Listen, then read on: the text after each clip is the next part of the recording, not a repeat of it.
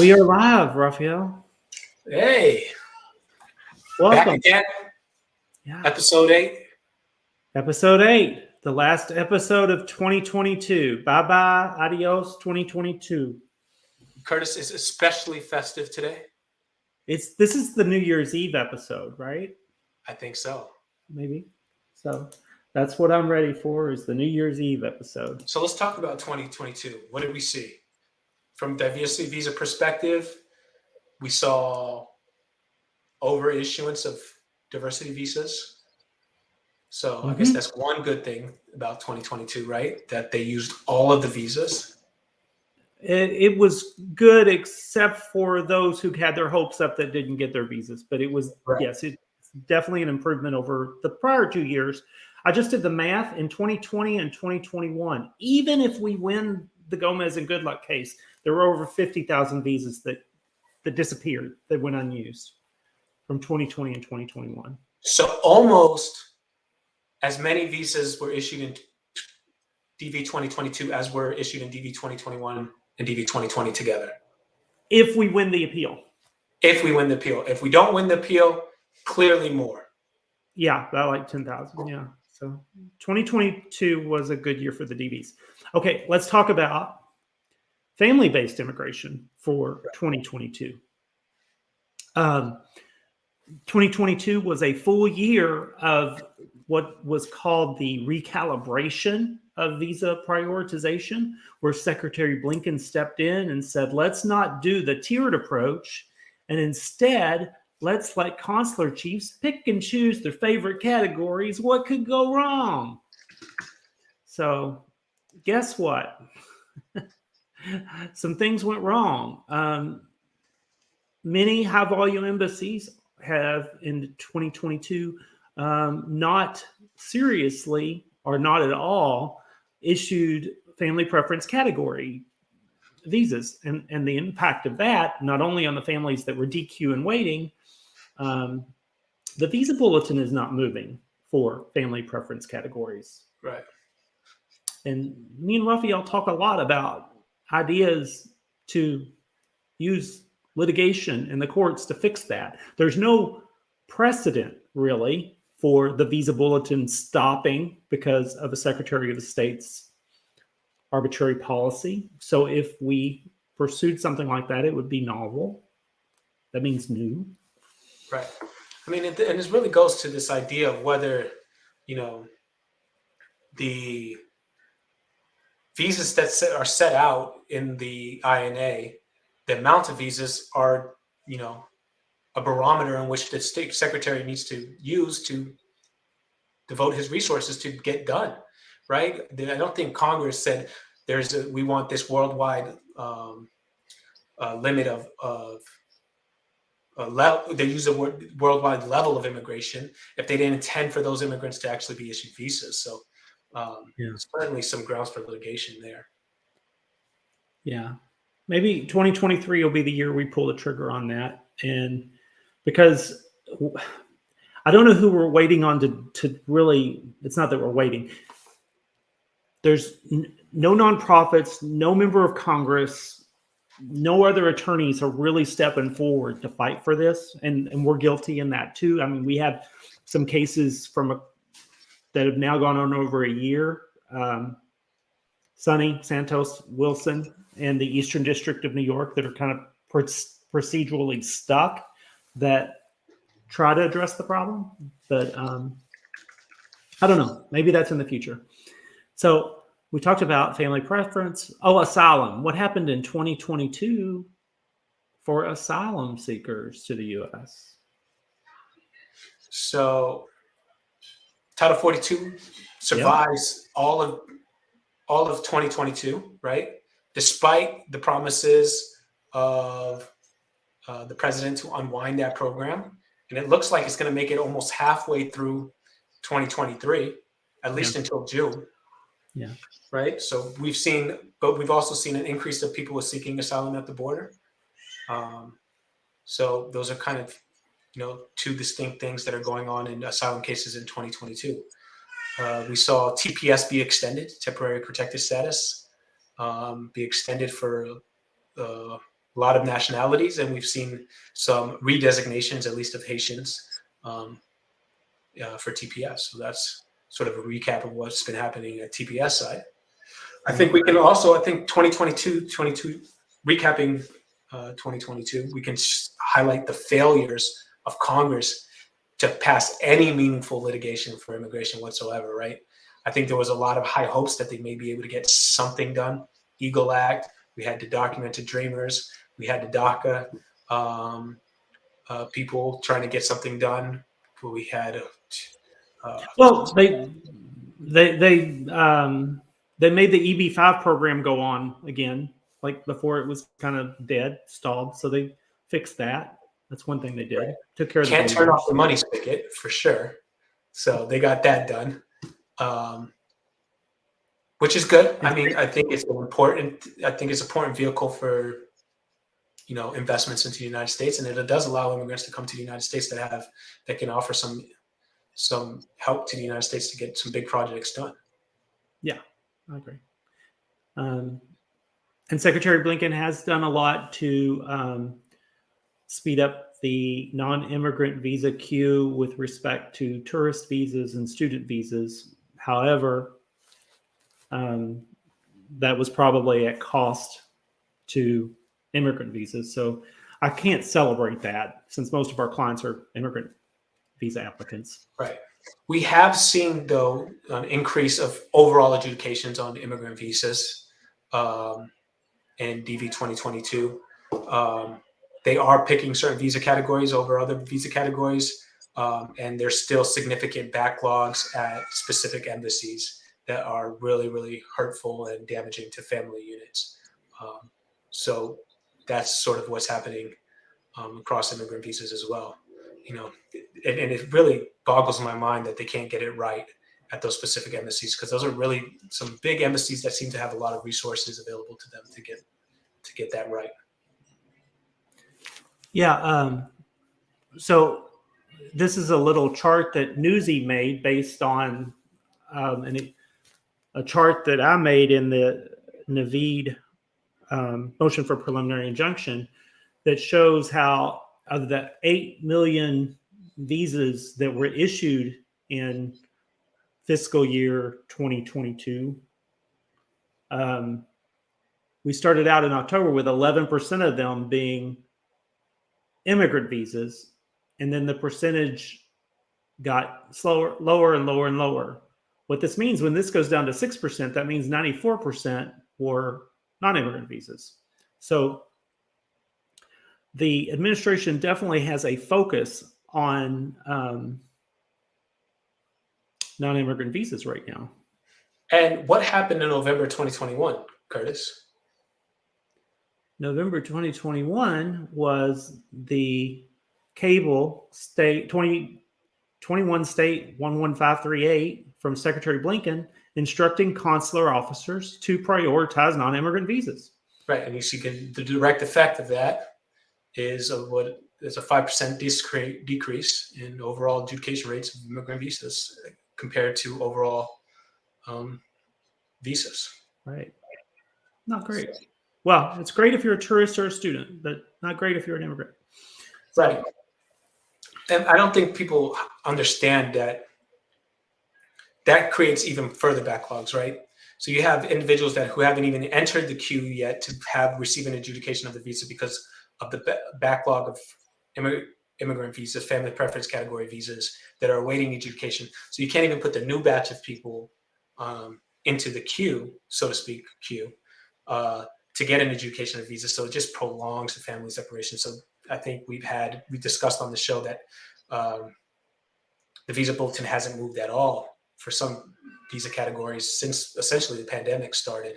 So that just exponentially perpetuates waiting times for individuals when we don't have a robust system of adjudicating family preference visas also. Right. So that was a good overview of 2022 of some things that went on in our business. Right. Let's talk about what we got to look forward to in 2023. I think that's some hopeful news, right? Yeah, that sounds exciting. I think the biggest thing for us is probably we're going to get an order in the good luck appeal, which encompasses the Gomez related cases and good luck, Go, Ray, and some other cases are involved in there. There's so many cases involved in that case. Can't keep them. Muhammad John Kennedy, Aker, Filipovich, something. I don't know. We have some solo cases tied in there too, right? So to clarify what Rafael just said, we don't know when. It's just, I think it's a good assumption that it would be this year. It would right. be. I think that's a safe one, right, Curtis? If it's 2024, I don't even know if I'm going to be a lawyer anymore. If it takes that long, I shouldn't say that, but I talk to maybe 50 people a day, telling them I don't know anything yet. Right. That gets frustrating. So. Right. I asked in a tweet for Secretary Blinken to withdraw the appeal as a nice holiday gesture. I didn't hear back on that. That would be a Christmas miracle, so to speak. Yes. They did that, but that would be nice. It would be, I don't quite understand why the State Department is so gung ho about seeking this appeal, right? And in the appeal, they kind of made this argument that they've done this for 100 years, but I don't know if that was necessarily true. We had a categorical suspension of visa processing for entire visa categories. I don't think that's something that was very common before. So I don't know why they're trying so hard to keep 212F and make it more, give the executive more deference to keep immigrants out. That doesn't seem to jive with what the executive wants to do. But we have some career bureaucrats that seem gung-ho on securing that.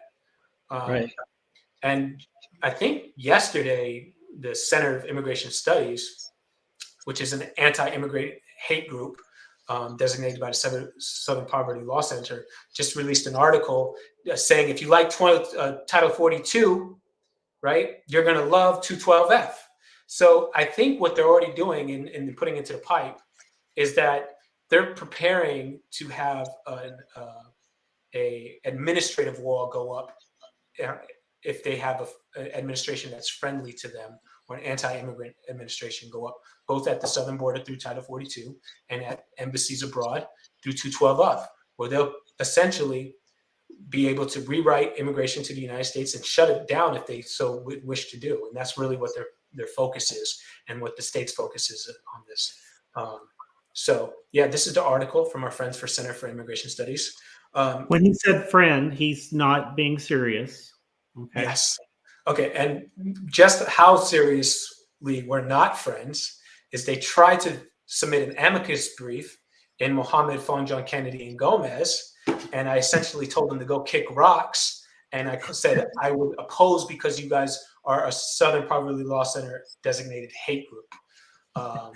So, there were about 40 attorneys on that email thread, and everybody was okay with what Rafael said. We're like, yep, true. And so they went away. And they went away. And they haven't came back yet. But I assume when litigation comes, when the pendulum swings the other way, which it always does, they'll reappear in support of what's going on. So in this argument, they're talking about how great 212F is, which is the thing that Biden is defending. Correct. Not only defending, but is seeking to expand really the power of 212F, right? He wants to entrench the executive's ability to suspend visa categories in its entirety for whatever reason they want. And that's dangerous. And I don't think Trump knows, or I don't think Biden knows exactly what that means. I'm letting him know. We missed that part. Anyway, real time. 2023, what else is going to go on here? ICE. I want to bring up ICE, and then you could think about what you're doing. they released some data for over 5,000 people that are detained that they should not have, because these are people that are seeking asylum or have sought asylum. And I'm working with a group of other attorneys, and we're going to do a lawsuit on that. So we've already got 7 people that have reached out to us that I think are going to be plaintiffs. It'll probably be a class action. I don't know if we're going to be able to get anybody any relief.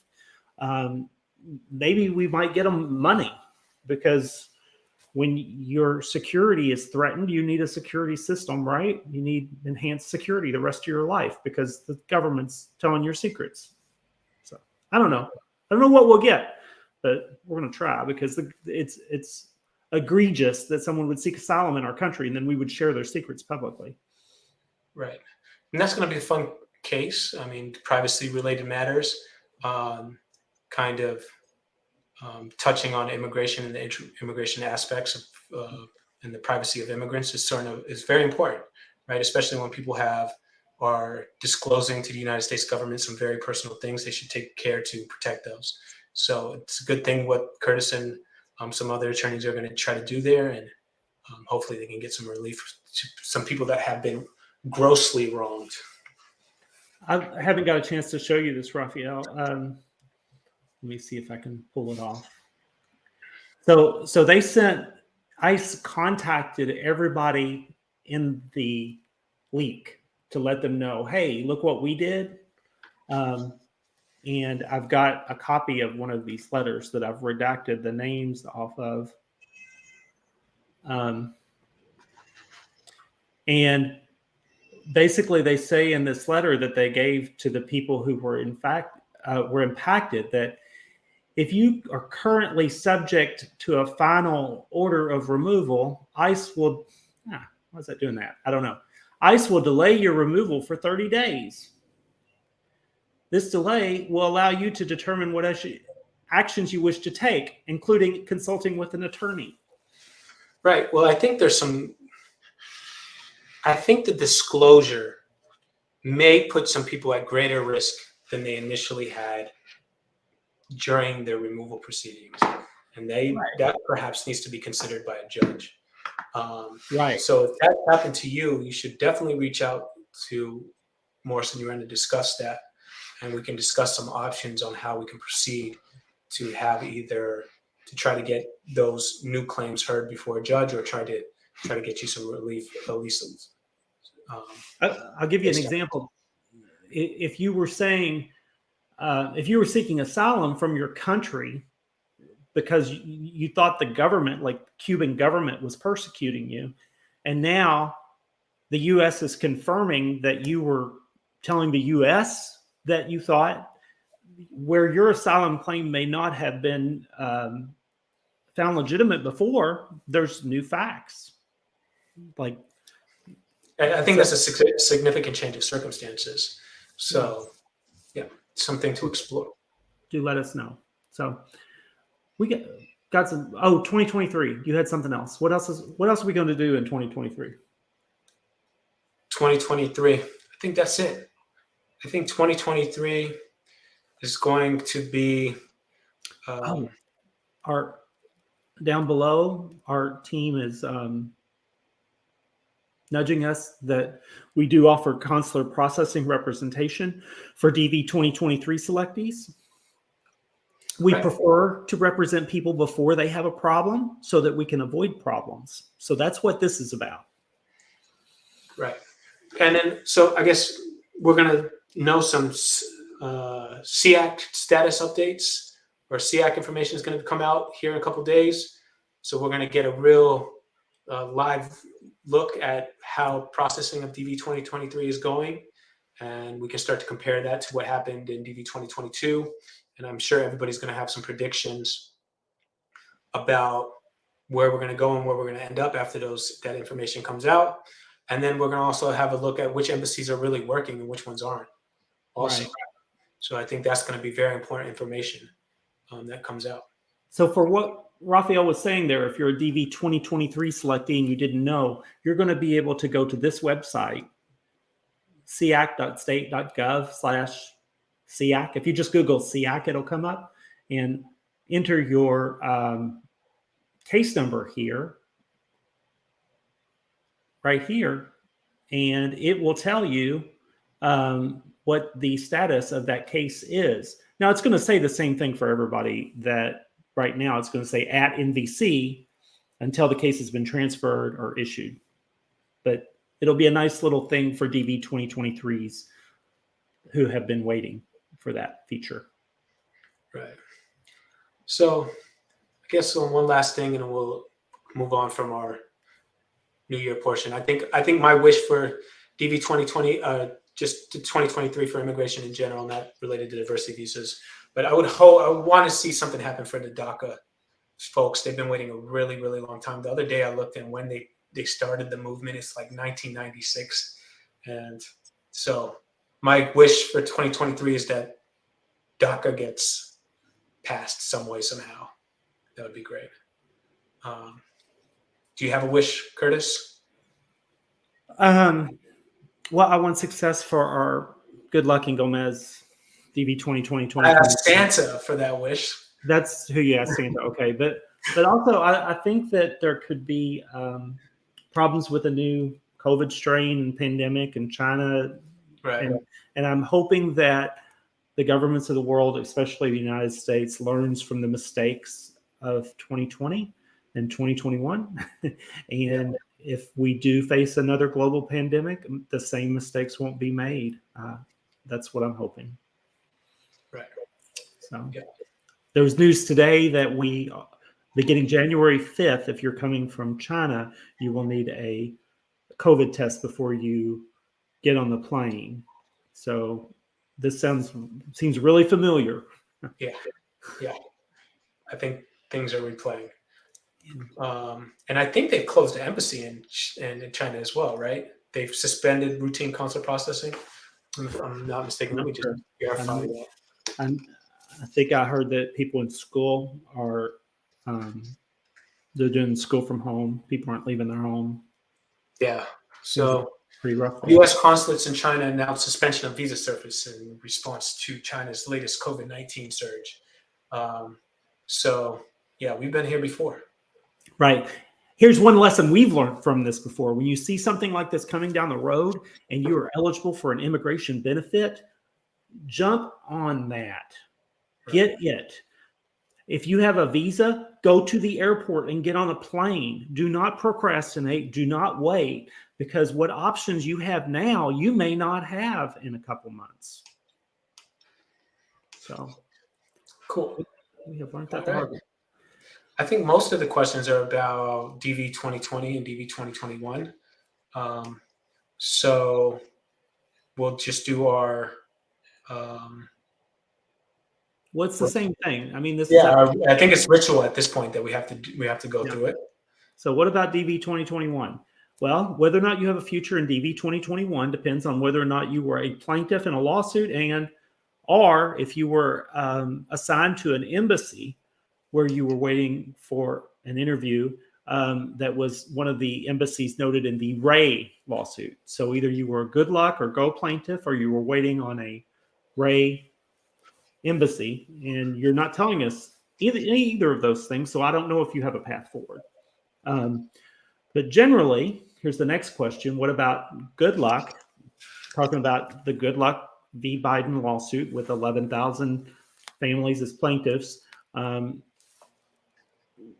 That there's a stay on that lawsuit while the circuit court considers the appeal. Rafael went to D.C. and made oral arguments in September. And we don't know when the Circuit Court of Appeals will issue their opinion. We hope it is soon.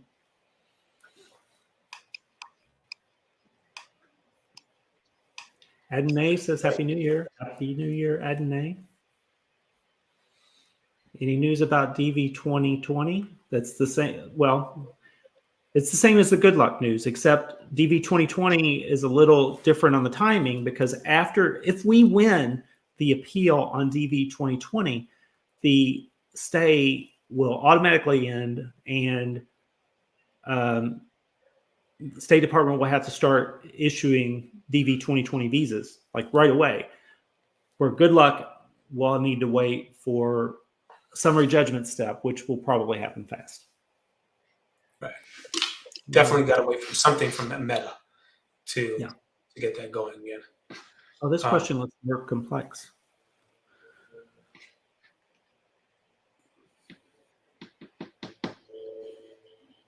Not in the immediate future, not in the coming weeks.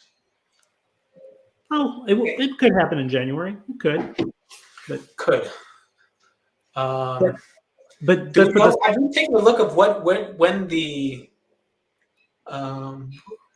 decisions that they're issuing now, the orders from the DC Circuit, when were those cases argued? Is there any rhyme and reason to that?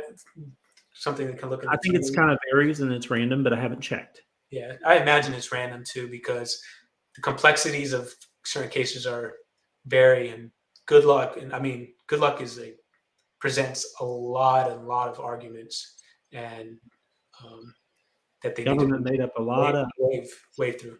Well, not only the government, I think the attorneys on our side made up a lot of stuff too. So when you say made up a lot of stuff, you mean like made some good arguments. Yes, I mean I think there's a lot of matters of first impression. So yeah, sometimes the law needs to be made up in American jurisprudence. If it's wrong before, we needed to replace it. That's true. Right. So the second part of this question, who would benefit from this decision? Well, good luck plaintiffs would benefit from the good luck decision. That's correct. The Ray case is a little different in that anybody awaiting visa, not anybody's, under 1,000, like what was it, 900 applicants waiting for the 26 embassies from the Ray order to benefit. Then Go is just for Go plaintiffs, a percentage of Go plaintiffs, like a percentage of good luck plaintiffs. Right. But who within those categories gets to benefit, we really don't know how that's going to work. I don't think that people have the advantages and disadvantages that they think they have, because this is a new thing that's never happened before. Yeah, I think we have to wait until the government is, whether they win or lose, well, if we win, the government is still going to be in the driver's seat on a lot of things, right? They're still going to be charged with the processing of visas. It doesn't suddenly become Curtis and Rafael get to tell the government what to do and where to do it and how to do it. The government is still going to be in charge with processing it. I could print visas at home. I think there's a couple of people on the internet that are telling people the same thing, and then they get a knock from the DOS security services. No, I wouldn't print visas at home. That was a joke. I don't do that.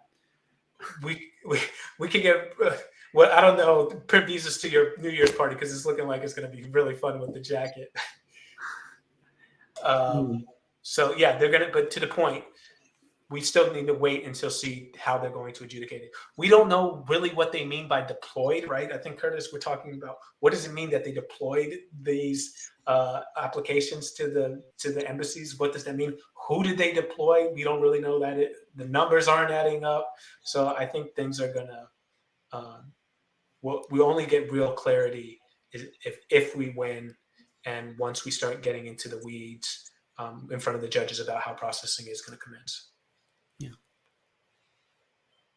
I think we've covered 2020. Yeah. I just want to tell you guys one thing. I think Curtis and I have been filing cases for UCIS related delays, and we have been having tremendous success on those and getting those cases adjudicated, getting those cases over to embassies. Let me give an example of that. So let's say U.S. citizen or green card holder files a petition for their immediate family member, spouse, child, parent, sibling, sibling, don't do this, and USCIS, not the State Department, but USCIS is going slow with the process. We're comfortable filing mandamus lawsuits for that to speed up USCIS. I think anything after like 4 months, because these delays where it takes years, it's taken 12 to 18 months sometimes. It doesn't supposed to work like that. And they can't use that excuse that, hey, it's taken like that for all of them.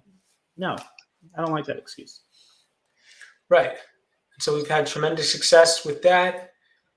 There's no reason that a parent should be separated from their young child for much years on end, much less months on end.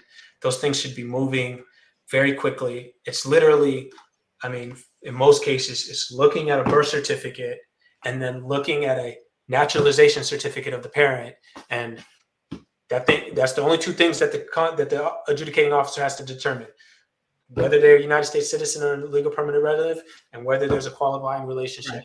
Right? They should be adjudicating these in 15 seconds. I mean, literally.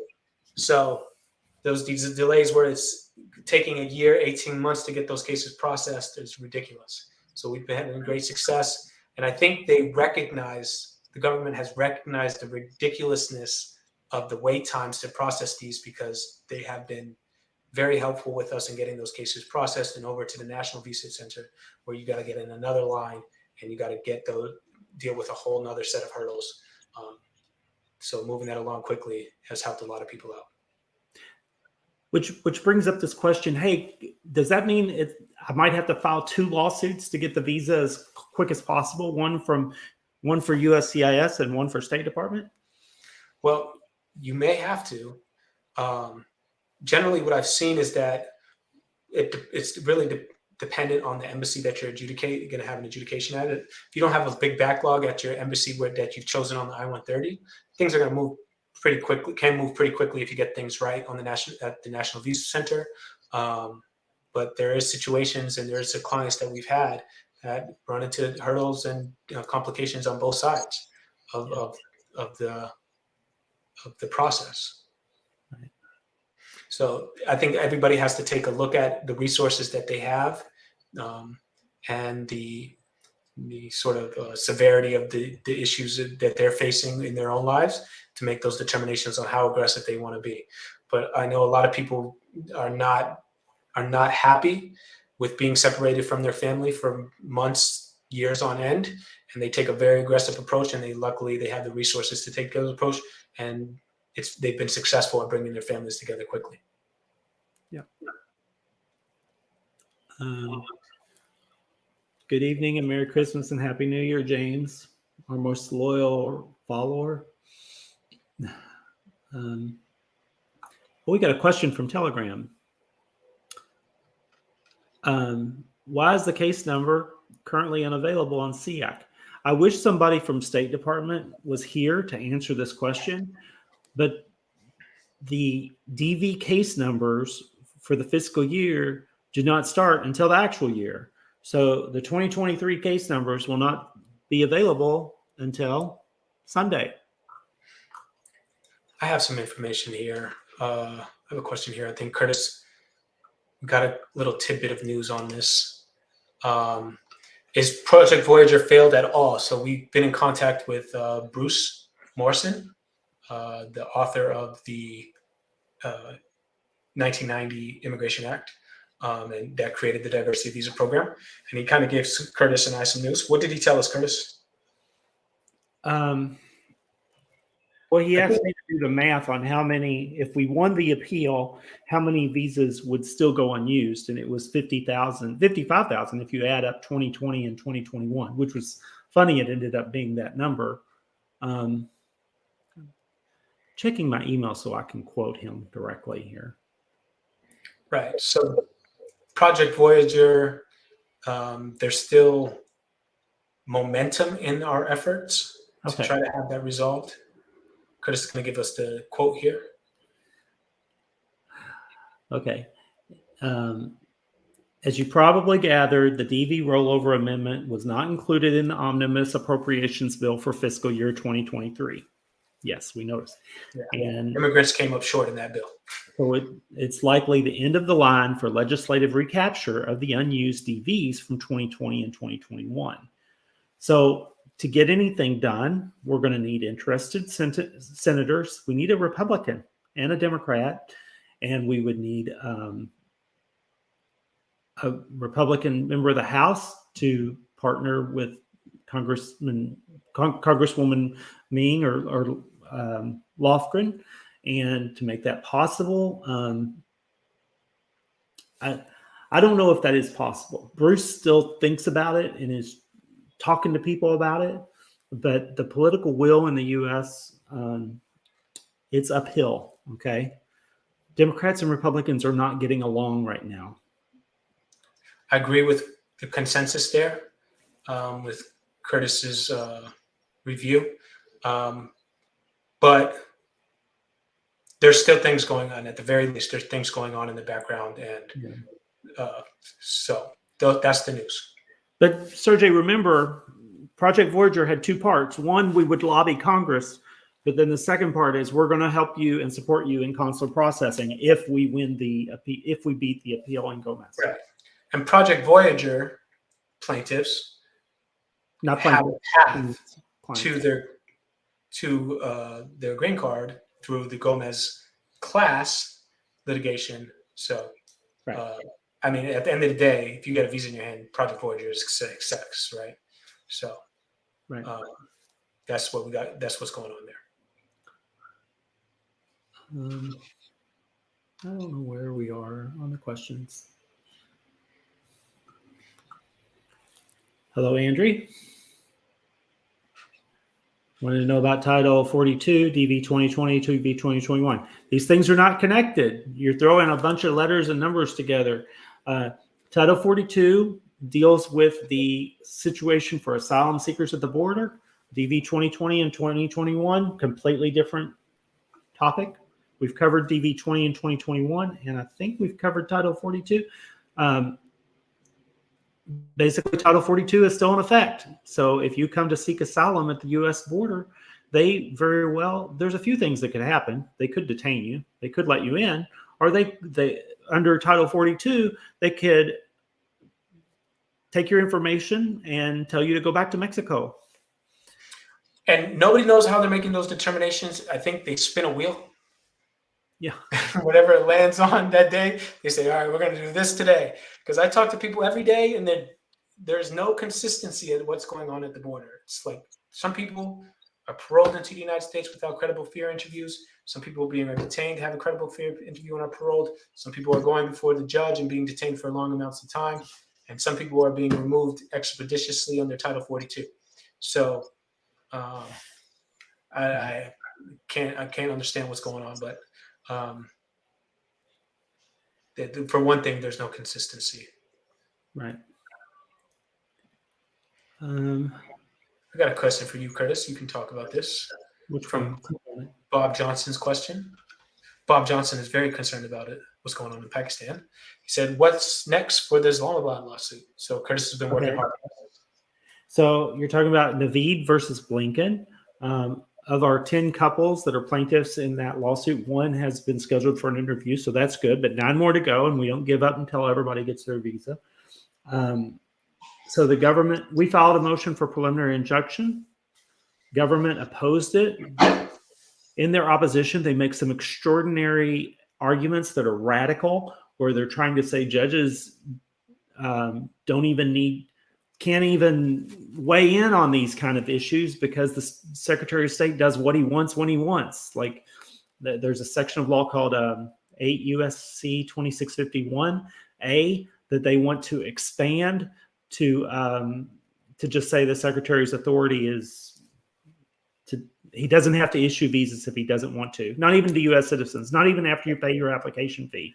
I mean, it's absurd the things they argued in the position. But I've been working on the reply for about a week, and it's due tonight, and I've got it done. I just need to format it, so it'll be filed tonight.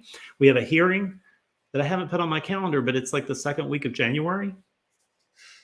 And it is a telephonic hearing, and there is a phone line that the public will be able to call in and listen, not talk, but listen. Only me and the judge and the government attorney will be talking.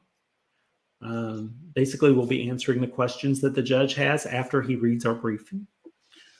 That's the only update I have, really. Right, so they're going to be briefing filed tonight, and then they reply, and then it's a hearing.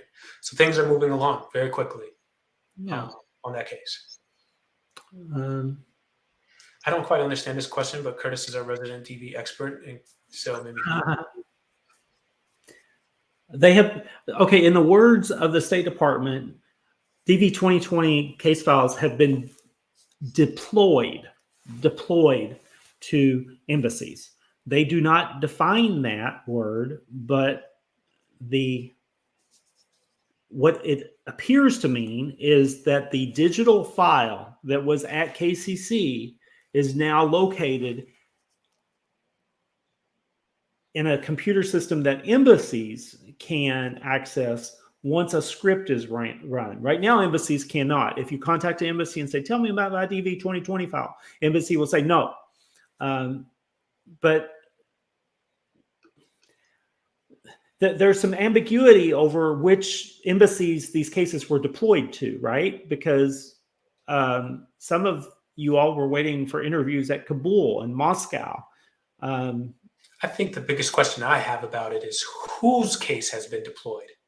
They've kind of said that, I think the responses they said told us, kind of nonchalantly, all of the plaintiffs have been deployed, right? I think was the last response from. Well, they said all eligible, and it didn't make sense because it was like 38,000, and the number I come up with was 60,000. Right. So things seem off to the people that are paying attention. And we've talked to the Gomez attorneys, and they agree that the math's not right. And the thing is, nobody really wants to bother Judge Mehta with this until we know if it's a real. Nobody wants. Judge Mehta is a very busy person, right? He has big things going on. He doesn't know yet if he needs to weigh in on something that's so complicated as, script writing and 60,000 visas and parsing through whose visa is eligible and who's not eligible yet. The benefit for us, and kind of what Curtis has been saying, is that the earlier we weigh in on this, the earlier people will get their visas. But the kind of consensus among the attorneys on this side is that it's too early. So we're kind of holding back. We're kind of playing the middle of the road here and waiting to see. But I guarantee you the first email, if we win, is going to be from Curtis Morrison to the government attorneys talking about what's up with that. And we're going to get more information. I send them an email. Rafael knows this because he's on the thread about once every 2 weeks, where I just start asking the random questions that are asked of me by the DVs. Yeah. It's rare that they ever give any helpful answers. I think Josh Press checks underneath his bed every night to see. He answers. I've got to where I send them at night because he answers them at night, right after I send them. Right. So I think it's funny that I can make a government attorney work at night. I don't know. Yeah. And disturb his peace in the stillness of night and just what's going on. Let's make his phone go beep, beep, beep. Emails from Curtis. I kind of think the same question. Okay. You want to take that question in order? Sure. I don't know. It's a hard one. F4, Albania.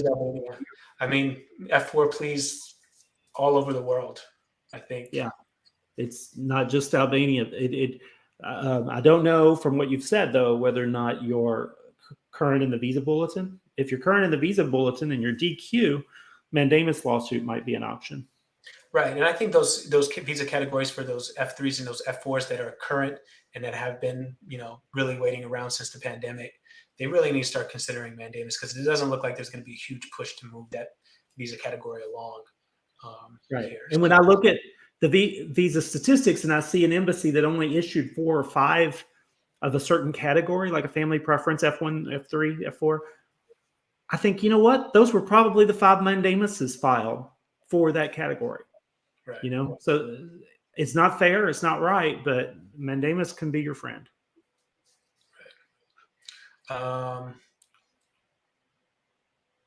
This is kind of the same question that we dealt with before, but without DV 2020. I wonder if that question pertains to DV 2023 cases after the review of the papers by the Kentucky Consular Center. Does the case go to the embassies? Leave the case is that case put in the queue for adjudication? I don't think it leaves KCC after review of the papers. I think, but I'm unsure on that. How that does that case remain at KCC until the embassy says it has capacity? Correct. Are they talking about DV 2023? I don't. There's no. But I'm thinking it's the process. So once KCC reviews the DS-260 and says the review is complete, does it go to the embassy? And I don't think it does go to the embassy. No. Here's what's funny. The way they've always worded it, and actually they try to They memorialize their wording in the declarations in our DV 2022 litigation. What they say is they kind of like package it up like it's ready to go. And they make it sound like they put it in a box and they put a stamp on the box or something. But it's not a physical file. These are digital files. So it doesn't make sense, really. What they're doing is they're putting a file in a folder and waiting to transfer it. Maybe look at it like that. Well, I think they put a number on a spreadsheet. I think that's what's going on. Yeah, because the embassies do not get the case until the embassy tells NVC and KCC that they have an opening for an interview, and then KCC assigns the case to be interviewed. That's when the embassy sees the case for the first time. That contract is the biggest scam ever perpetrated on the United States government in the history of scams. LDRM needs to be prosecuted by the DOJ for fraud, because what they've done there is a complete fabrication of work that they do. They do absolutely nothing. The only benefit that they had was when they picked up that phone to tell DV plaintiffs DV applicants to selectees what was going on. And when they shut that down, they had no use whatsoever. And the government has wasted millions upon millions of dollars that could have gone to giving Americans health care instead of lining the pockets of some contractor somewhere in Washington, D.C. If you go to our website, more FOIA production, you'll see that we have sued the U.S. government. I think we're working on FOIA 11 now. It's not up yet because we don't have production yet. What FOIA means is the Freedom of Information Act. We are trying to unravel these mysteries of how the State Department works and how this contractor LDRM is getting all this money to do such awful work. So if you're curious about that, go to that website, click on some stuff. You'll find out KCC is a little crazy. You know, it's located in Kentucky, and that's where I'm from, and I'm crazy. But I mean, we recently found out in one of the FOIA results that they had an employee that, man, I don't remember exactly. There was a crime involved. Let me just say that. I don't remember the details. Do you? I don't remember. I think KCC is a crime in itself. I don't want to misspeak, but they realized that one of the people that was working at KCC, he was let go. So anyway, you can find it, read it there. I'm not going to misquote it. Okay. I have something from Telegram here. Okay. Hi, Mr. Morrison. I'm a good luck plaintiff, and my husband is a DV 2023 winner. Lucky family with EU 16,000. We unlocked our cases in December for changes in passport details. What are our chances to have our cases processed? Thank you. Oh, that's a tough question, Curtis. Yeah, you're excited about it until you realize how hard it was. So I think the problem is that there's people in this space that speak with such conviction that they actually think anybody knows the answer to these questions. Right. So you go to the latest visa bulletin, January 2023. You scroll all the way down to DVs, and they'll have the box for January and February. And they say that they're EU 16,000. Well, it's not ready for January, and it's not ready in February. So we know one thing. See, EU is Europe. We know without a doubt this interview will not be before March. So that's one thing we know.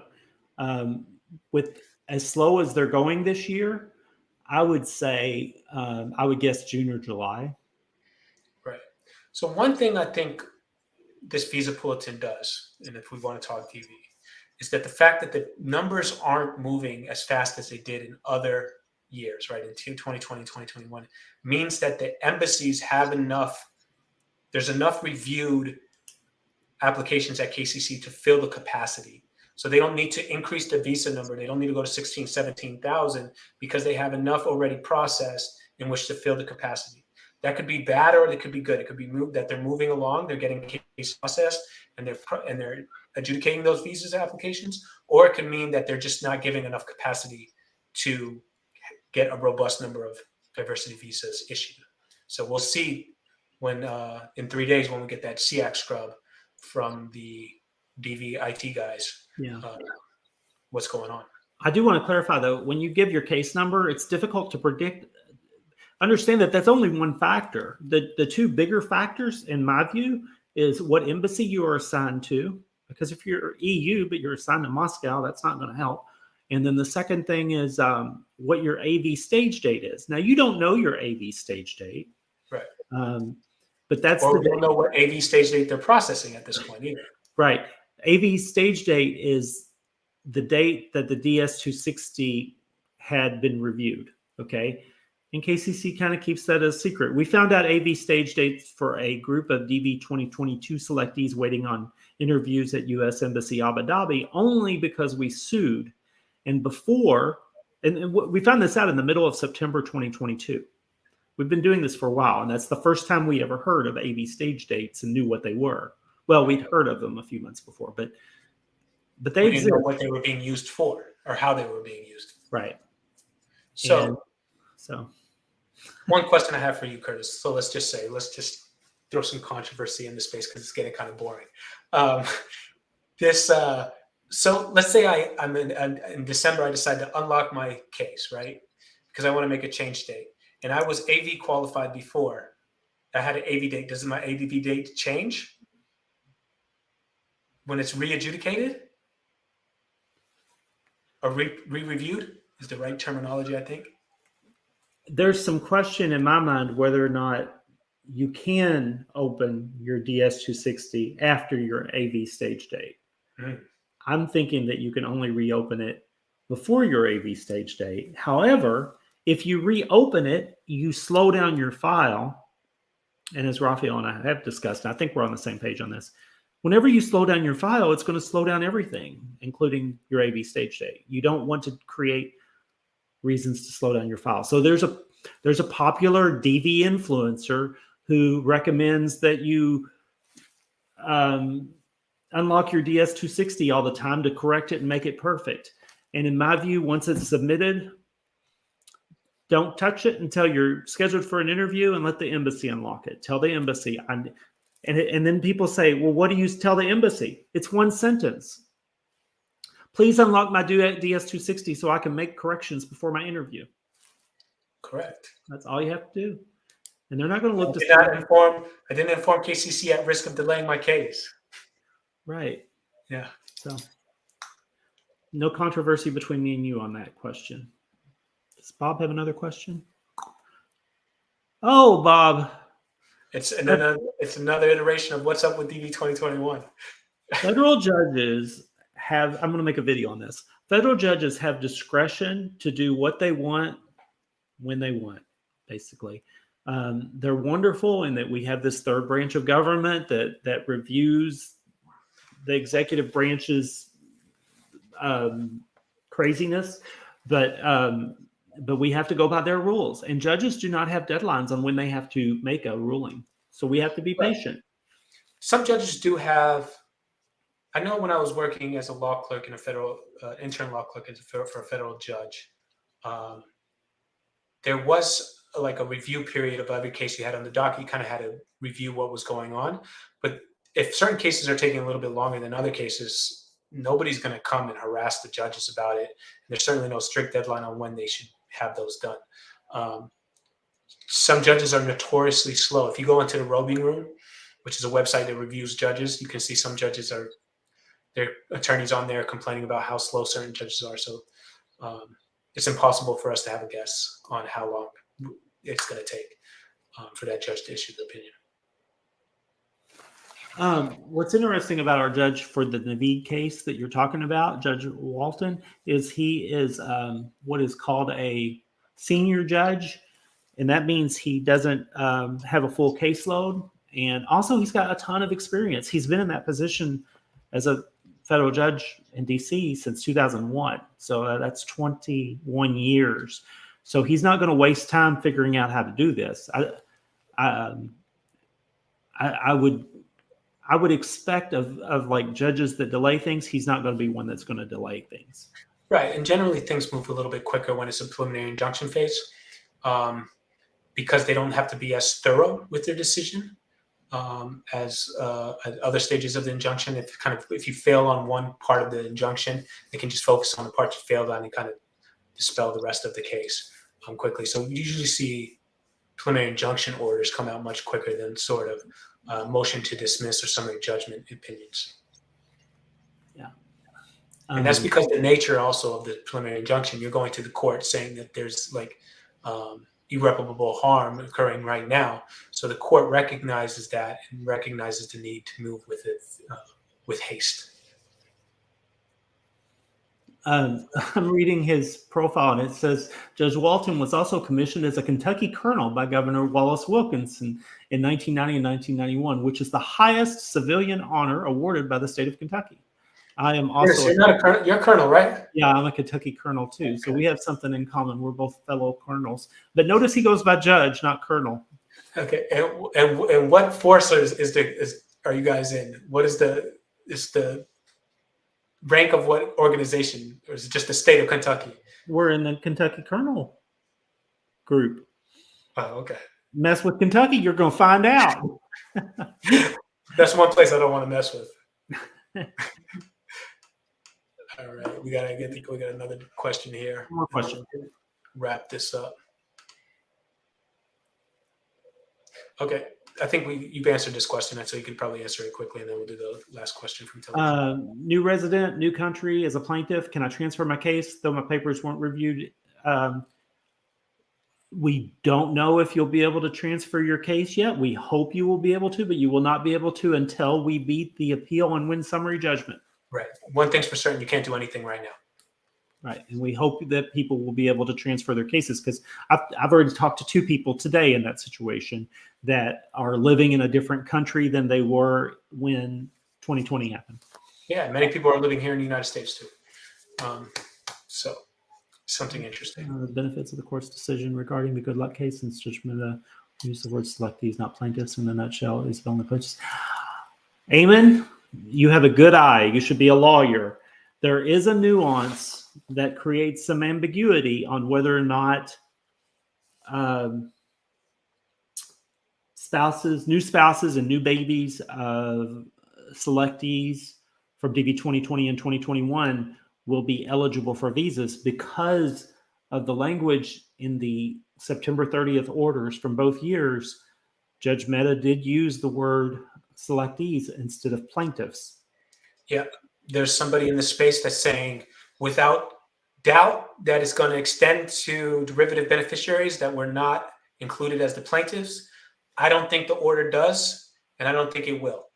That's my opinion, because I think that's what the crux of his decision not to extend it to non-plaintiffs would be contradicted by his decision to extend it to derivative beneficiaries that were not included in the lawsuit. I think we have a different opinion on that one. Whenever there's ambiguity, like, we can make arguments and the government can make arguments, but when it involves immigration, it's usually the immigrants don't win, right? So we just have to wait and see. This is also one of the reasons why I don't think it's going to, because you would be putting the individual in a better position than he was at the time of the order, right? At the time of the injury. The selectee themselves, who would have had to file an I-130 for their new derivative beneficiary, irrespective of the order, right? So irrespective of the injury. So they would be put in a better position. So I don't think they would be inclined to be remedied or given a benefit for out by way of good luck. The government would have never thought about that argument. And now when they watch this video, they're going to have that argument. Well, this is the one thing. One thing I can know: if you're a derivative beneficiary, you still have a path to a green card. If you're a selectee who doesn't have a chance, you lose your path, and you may never get that path again. So that's food for thought. Yeah, and I think we can end it on that. Yeah, we can. Everybody, I hope you have a wonderful New Year's Eve that's celebrating it. And 2023 is just a great year that makes 2020 and 2021 and 2022 seem like, forget about those years. 2023 is great. And sure. What do you think? I think so. Yeah. Okay. Bye-bye, everybody. Bye, everybody.